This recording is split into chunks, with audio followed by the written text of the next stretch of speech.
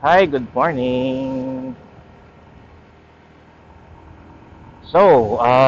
Ito purpose ng video na to para makapag-notice ako sa mga tao na yung channel ko hindi na gumagalaw. 2 taon na yata, 3 taon, 42 subscribers pa rin. Hindi siya dumadami. So, nag-try ako mag-upload ng mga ibang videos, camping videos, lahat. Pero wala. Pero gagawin natin ngayon is yung mga hindi masyadong ginagawa ng mga iba. Motor pero picnic.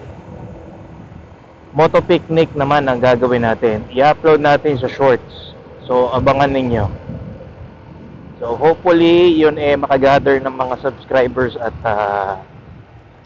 mag-grow naman yung channel natin. Yun naman yung goal. At saka gusto ko rin yung ginagawa ko. Nagmo-motor, nag-picnic. Do hindi ako makapag-camping kapag nakamotor kasi yung tent namin ay sobrang laki. Sobrang laki noon, hindi pwedeng gamitin ang motor. Kailangan doon sasakyan. So, yun. Yung mga iba naman kasi nagka-camping sa mga malalayong lugar para mag-camping lang. Feeling ko yung picnic pwedeng gawin kahit saan. Basta tahimik.